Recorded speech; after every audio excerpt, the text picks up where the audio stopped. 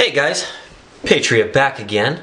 We're not going to really do a review tonight, and we're not going to do any gun cleaning, but I did want to share a couple of pistols with you, just to talk about some ones that I really like and enjoy quite a bit.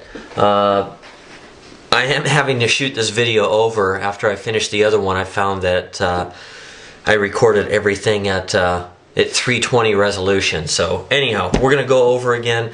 This is probably going to be two parts for this video, and this is going to be about the two Brownings that you saw in the video when I cleaned the Browning buckmark in my previous, I think it was the last video that I posted. So these were the other two pistols there that I was cleaning, but we didn't really get into them. The first one is a Browning Medalist. It says up here, Browning Medalist, target model, 22 long rifle, 1970. Now this case is 1970, which is actually a few years later than the pistol itself. And the pistol itself is a 1967. So as you can see here, this is how it is in the Browning case, in the velvet line case with the Browning badge, I guess you would call it up here. And this is just a block that the pistol came with. This is a classic to keep track of your shots when you're shooting competition or bullseye, silhouette, whatever. And I've stuck some CCI mini mags in here because I like the nickel-plated cartridge case. And I think these are Winchester T22s. A little lower velocity 22, but very accurate. One of them more accurate anyhow. And you can see I've got some various, I've got the tool here, the key for the case, the little shell deflector here that mounts on the right side of the gun, and some various weights. But anyhow, I'll just get this out and start to show it to you. I don't normally keep it in this case.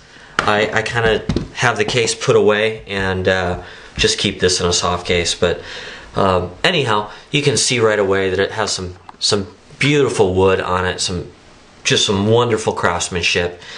You can see this huge palm swell that it has on it. This is, of course, a right-handed grip, and it is very possible to take a fairly conventional grip on this. Trying to show that to you guys. There you go. So yeah, it doesn't get in the way too much, even though it really looks like it. I end up stacking this thumb on top of my other, which isn't a conventional competition grip for me, but you can see it gives you good purchase on the gun here. But yeah, left-handed, it's not going to work left-handed at all for you. It just doesn't happen. So you would have to learn how to shoot right-handed, or you would have to get yourself a left-hand grip, which these grips are pretty expensive now.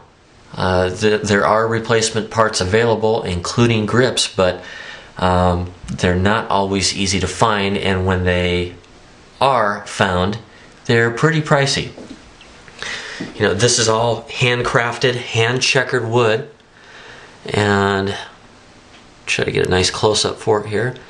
Just the detail work in here, a little. You can see where they put a little plug in the grip to cover up the screw hole that goes through this side.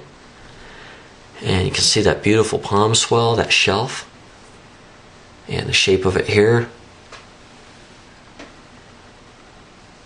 Some wonderful Belgium stamps on the underside of the barrel. Probably won't focus that close, but we'll try.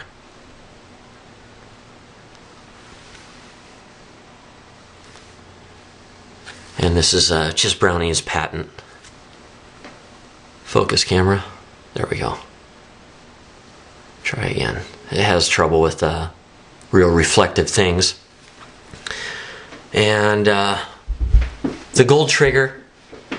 This is the classic Browning look, which is a high polished blue, beautiful, hand done, hand carved or final shaping, I should say, hand-shaped, hand-checkered, with a gold-plated trigger. That's the classic Browning style.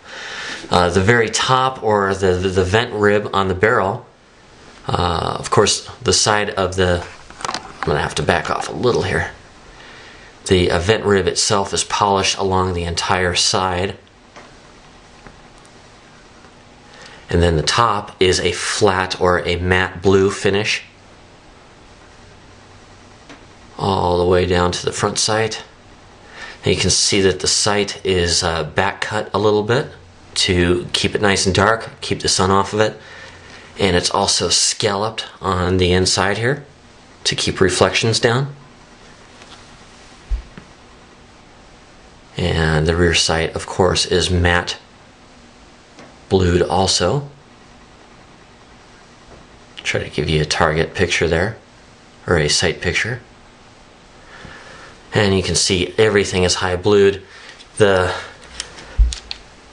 action itself is just ultra smooth. It's like two pieces of oiled glass rubbing on each other, just sliding back and forth. Just a wonderful gun. I won't show you the whole serial number, but I will show you that it ends in a T7, and that T7 is a 1967, just when the gun was made.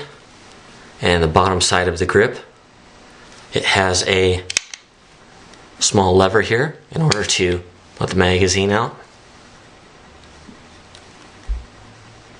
So just a great gun.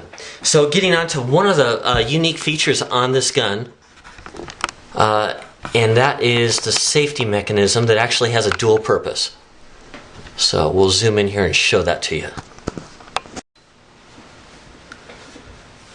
So like any firearm with this type of arrangement where you have a slide stop here and a safety here, this is fire and that is safe.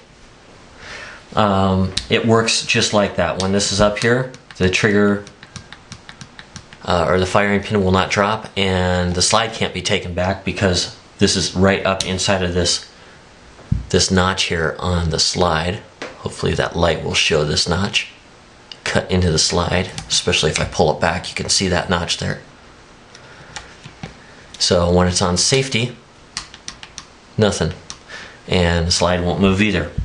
But what's really unique on this gun is this safety actually moves forward about 4 or 5 millimeters, and this allows you to practice dry firing the gun without causing harm that dry firing typically causes on .22 pistols, especially older ones. Now, not all .22 pistols, it's not harmful to dry fire them all, but there are certain types, especially the older ones, that you should not dry fire. And in order to allow a person to practice dry firing, you know, in their backyard or inside their house or whatever, without harming anything, they have allowed this to be pushed forward, like you just saw, and then you can pull the trigger. And I'll probably have to, well, this might work here. And all you have to do after you pull the trigger is push this straight down to reset it. So I'll shut up so that you can hear it. That little snap. And you'll see when I pull the trigger. So it does disengage a little mock sear in here that gives you the true trigger weight, like you're actually firing, but it doesn't drop the firing pin, which leads to, well, it can lead to a cracked firing pin, deformed pin, and so on.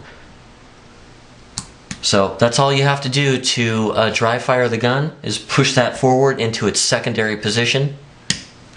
Then we can sit here and practice our sight picture, practice our trigger control repeatedly without doing any harm whatsoever.